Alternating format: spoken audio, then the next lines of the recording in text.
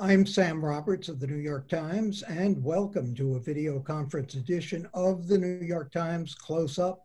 Less than 3 months to go until Election Day in a year when we may not know the final results for days or even weeks after the voting. But we now have the answer to one question. Joe Biden made history and chose Senator Kamala Harris as his running mate. She's the first Black woman and the first person of Asian Indian descent to be on a national ticket for a major party. Harris made her own run for president. She ripped into Biden at one of the Democratic debates. She then became a strong Biden backer. She's the former Attorney General of California and is considered more or less a moderate. How much of a jolt will she give the Biden campaign, and will her candidacy help drive turnout among Black and younger voters? First, a quick poll check. The new Georgetown Battleground poll has Biden up by 13 points, more than most, and a University of Wisconsin YouGov poll has Biden leading in Wisconsin, Michigan, and Pennsylvania, 3 key battleground states.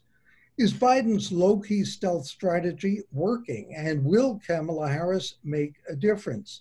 And have Trump's nasty tweets lost their political punch? Let's talk politics with Alex Burns, national political correspondent for the New York Times, Clyde Haberman, contributing writer for the Times, Eleanor Randolph, also a contributing writer for the Times and the author of The Many Lives of Michael Bloomberg. Alex, one of the things that Kamala Harris seems to do, and Frank Bruni mentioned this in the Times the other day, is that it affirms Joe Biden's orientation toward the future, something that a number of people are concerned about, that he seemed to be a candidate of the past, that he wasn't that forward-looking. Does she do that, and how much of an impact is that likely to have? You know, Sam, I think that's really right, both in terms of the way she talks about politics and ideas and policy, but of course, just by virtue of her identity and biography, that she is somebody who is in her mid-50s. She represents, in her own identity, the country's multiracial future, and she talks about issues of identity and representation with a fluency and an ease that Joe Biden obviously does not have himself and can't draw on from his own experience. I think that we spoke about Biden's vice presidential options often in terms of ideology. Are they moderates,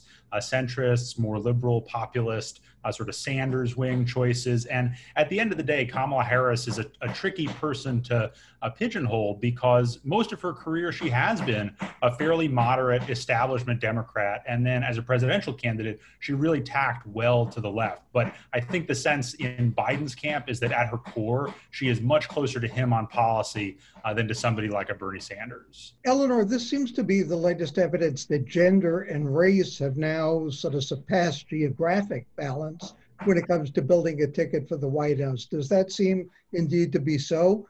Well, certainly Biden didn't have to worry about getting Californians to vote for him. That was really in his back pocket in the beginning.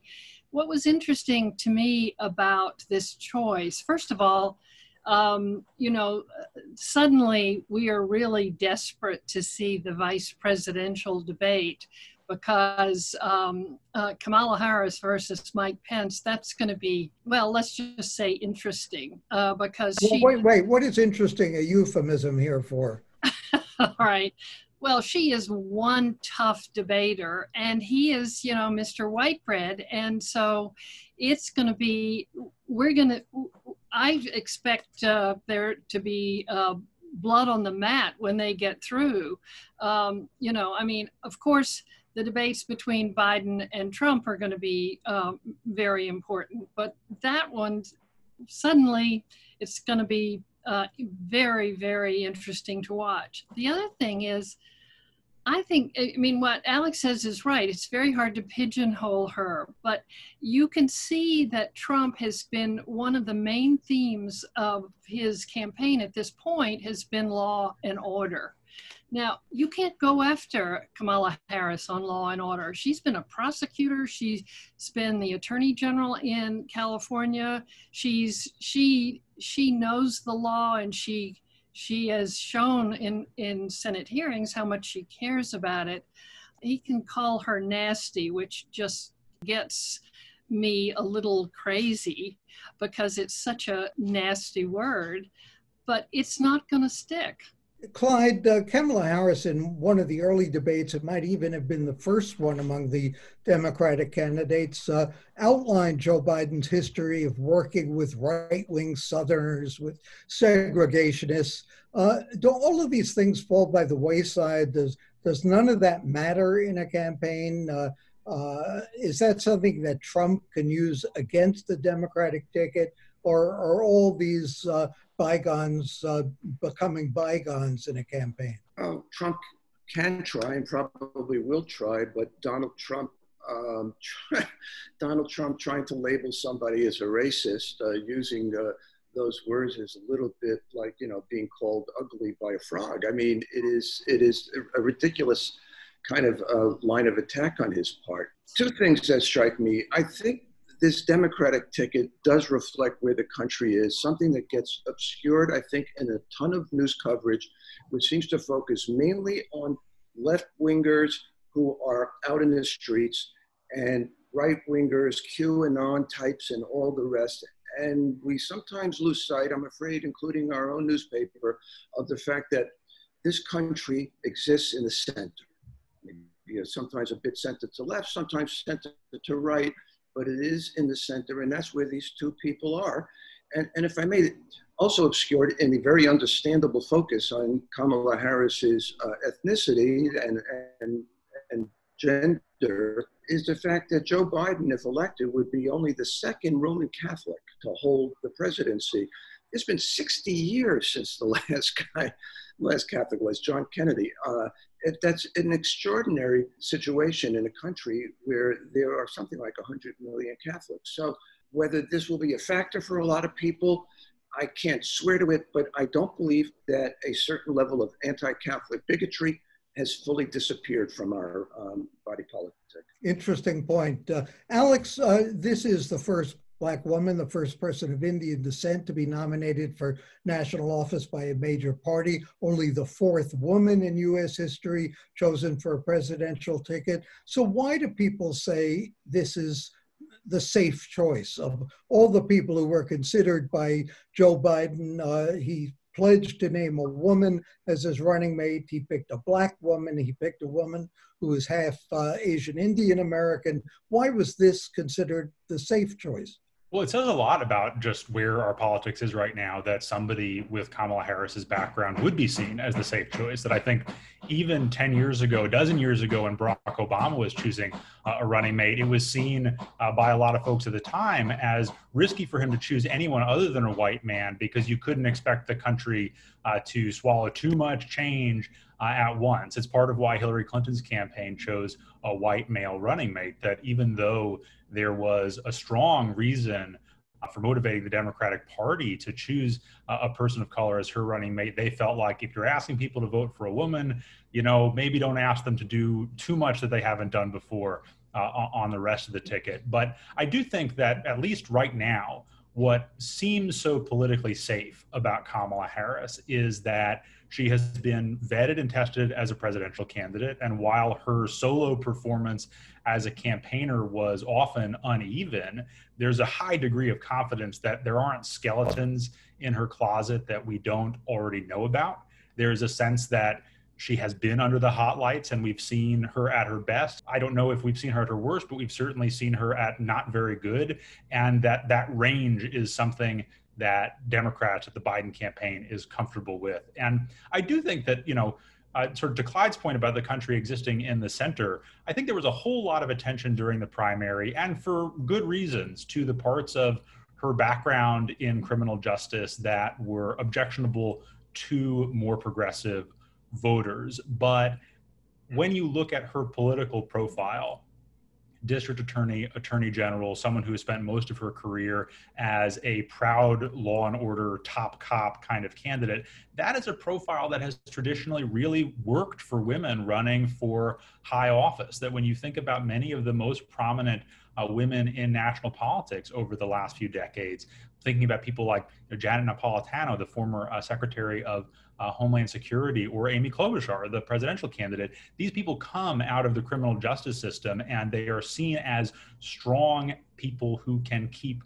Americans safe in a way that if Kamala Harris had spent her entire career as a criminal justice reform activist, she might not be as broadly acceptable to the country. And Eleanor, you talked about people, Clyde, I go just want ahead. to quickly add, having somebody with her law enforcement background is very important at a time that crime is rising. Murder rates are way up in every major city, including ours. And so that's no small credential to have. Eleanor, you talk about people looking forward to that vice presidential debate between Kamala Harris and Mike Pence.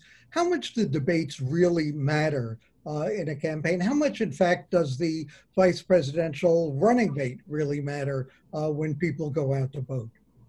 Well, traditionally, not very much. But, you know, I think this is not a traditional time. I mean, look, next week is the Democratic convention. It's all going to be here on Zoom. It's going to be, you know, we're going to be at some distance. You can't smell the popcorn anymore. And so it's just a totally different debate. And one thing I wanted to mention, just talking about what Alex was talking about earlier, there seems to be the big battleground seems to be in the suburbs right now. I mean, obviously the cities will go for Biden and Kamala Harris, who, you know, I mean, San Francisco is a city, and so she's got a lot of the creds from as an expert on urban affairs and that sort of thing.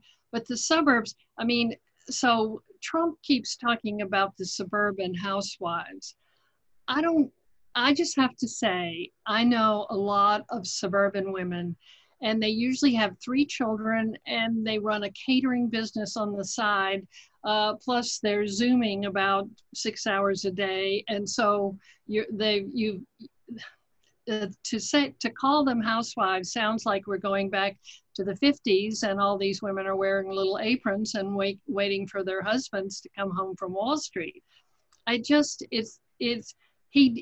Trump goes so far to demean women, and I just wonder if that's going to help him in any way. I mean, he's already got the white male vote, for goodness sake. But that's another reason that Kamala Harris is a really, not only a safe choice, but a really smart choice. Clyde, why does Trump say he wants more debates? That's unusual for an incumbent, isn't it? Usually you want to keep the other guy sort of out of the picture. And is there anything else? Obviously, we've been awfully surprised in the past couple of months by everything that's happened so far this year. But is there anything else he can pull out of his hat? It may be that Putin has beaten him to a vaccine, but what else could we expect between now and November? Well, it wasn't his hat that I was expecting him to pull things out of, but okay, I was being polite. He wants more debates for the same reason that traditionally people who are 13 points down, as you said before, do one. And also, I think he thinks that he's this great debater, which he is not.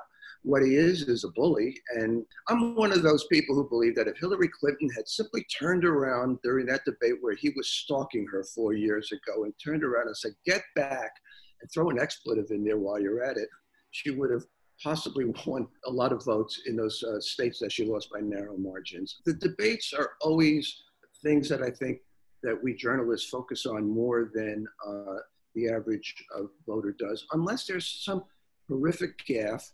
And I guess he wants more debates because he's figuring that Joe Biden is going to be gaffe prone, and we know that he is. But that label for Biden obscures the fact that Trump is a walking mass of error and fabulations. It's just extraordinary. I mean, just this week, he was talking about how the 1917 pandemic, which was in 1918, helped bring about the end of World War II. Hello? And it's Biden whose cognitive skills we're focused on. So I think he's misguided in thinking that the debates would help him. But look, he won 4 years ago, and supposedly smart guys like me said it wouldn't be possible. So we got 80 odd days to go before this election. So much can still happen. And the accent on odd, I would say, as well. Alex, Maureen Dowd summed up what you had written in the Times as saying that Trump was too pathetic to be a tyrant. What about the notion of delegitimizing the election results should he lose, even delaying the election? Is there any worry about that? And how are more moderate Republicans, to the extent that they still exist, reacting to this? You know, I don't think there's a lot of concern that the president will actually try to move the election. There's no legal mechanism for him to do that. And for all the kind of dystopian nightmare scenarios that people have imagined over the last few years, the president has ultimately threatened a lot of things that he has not even attempted to do because the lawyers have no way to, there's no mechanism for him to do it. So if there was a national emergency law that an American president could invoke to move the election, yeah, I think that there would be a strong chance that the president would do it. We've seen that happen in other countries. We don't have that here. What I do think there's a lot of concern about among Democrats is that the president will first try to, and may already be trying to, undermine some of the logistical dimensions to the election, like the Postal Service, and trying to make it harder for ballots to go out and then return in a timely fashion because the mail is just so overwhelmed right now. And as a secondary matter, I think a less serious, but still sort of socially serious matter is the expectation that the president will claim that the vote was rigged or flawed or cannot be trusted if he does not end up winning. And to me, I understand why people are worried about that. It strikes me as super predictable, given that the president attacked the legitimacy of an election that he won.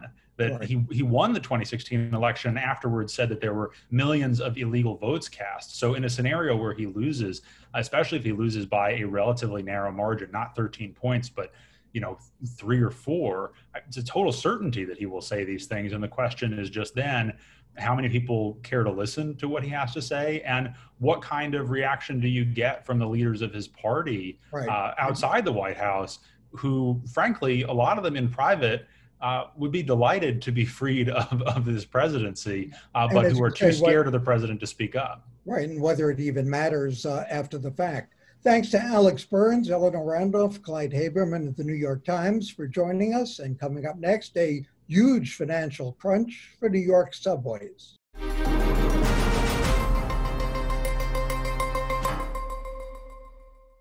New York's transit system is facing a devastating financial crisis. Ridership plunged 90% due to the pandemic. It's come back somewhat, but the MTA has lost billions in fare revenue this year. The Times reports that the agency is looking at a more than $16 billion budget shortfall through 2024.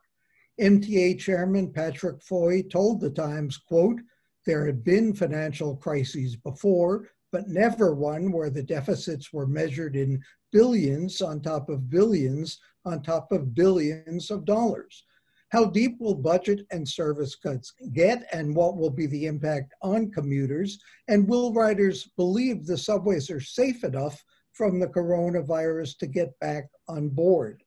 Lots of questions for Christina Goldbaum, transit reporter for the New York Times.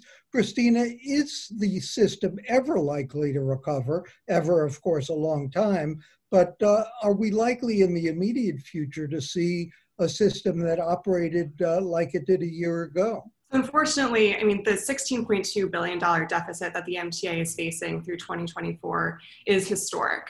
And all of the deep cuts that Pat Foy, chairman of the MTA, have outlined are pretty devastating in and of themselves. And because the deficit is so large, it's likely that none of them individually will be able to confront the crisis. So already the MTA is talking about reducing service, raising fares and tolls, slashing the workforce, adding to its already historically high debt and scraping a lot of the planned infrastructure improvements that people were really excited about a year ago. You know, these were the improvements that were meant to bring the system finally into the 21st century. And what it's looking like is that absolutely many of those projects are going to be scraped or put on hold indefinitely. And what that means is that, you know, the longer that those improvements are put off, the likelier it is that the system plunges back into the state of disrepair that we saw in 2017 when Governor Cuomo declared the subway to be in a state of crisis. So right now the picture is pretty bleak for riders in the near term, but also, you know, in the years, decades long term as well. So doesn't that become self-defeating? If the system becomes worse, fewer people use it, and then it becomes even worse after that? Absolutely. It's something that transit advocates would call the death spiral. You know, first you're in a financial crisis, so you start reducing service and you're asking people to pay more by raising fares.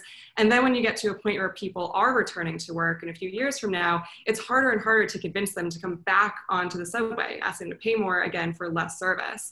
And if they can't convince riders to come back, it'll just keep the deficit incredibly high because fares make up around, I think, 40% of the MTA's operating budget. So it's a massive risk right now. And again, I don't think the subway has ever seen a financial crisis like it is right now. Obviously, the pandemic has affected a lot of this and affected the way people are working and going to work and whether offices are going to be used in the same way. But in fact, are the subways safe as far as the virus is concerned? And are subways safer or buses safer or neither? So we talked to a lot of public health and aerosol experts about this exactly. And what they said is that riding the subway is probably safer than most people imagine right now while crowding is at a minimal. They said it's more risky than, you know, walking outside in the outdoors, but actually safer than, say, sitting in a restaurant or a bar with friends. That's in part because of just the nature of riding transit. People don't tend to spend as much time there as they do when they go out and see friends. So, you know, the risk of infection from someone around you is not as high.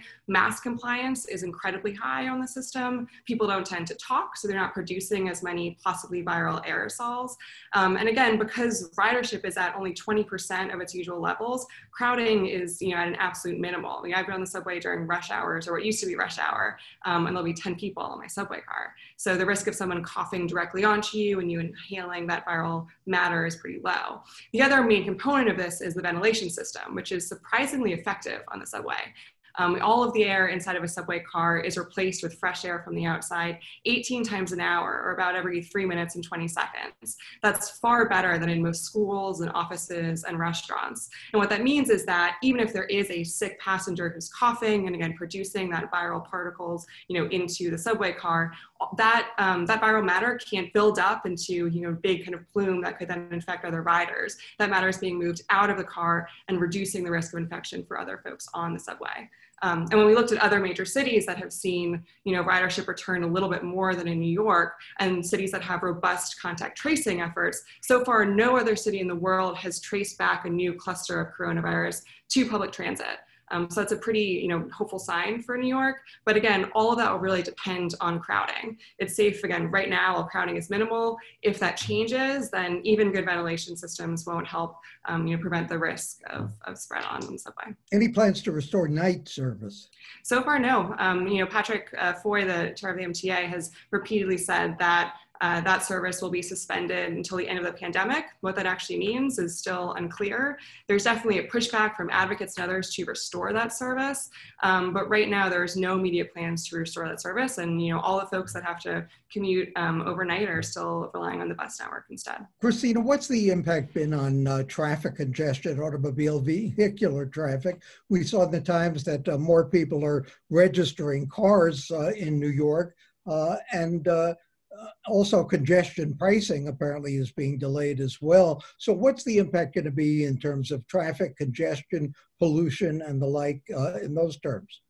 It's a great question. So, you know, registrations of the DMV in July were up 30% compared to last year. So definitely more people are buying cars and registering them, probably because they're afraid of riding public transit. We've also seen traffic in Manhattan rebound to nearly pre-pandemic levels, even though most people aren't going back to work. So what we know is that a lot more people are jumping into cars and deciding to commute that way instead. As you said, congestion pricing in DC is still being held up. The MTA is still waiting on federal guidance for what kind of environmental process they need in order to begin the process of implementing congestion pricing. And right now in particular, it's a huge loss. That could create billions of dollars for the MTA in the coming years if that project can be greenlit by the feds. And as long as it's being stalled, it means that while the MTA is facing this historic financial crisis, they're also losing out on what could be a pretty huge pot of money to help get them out of that.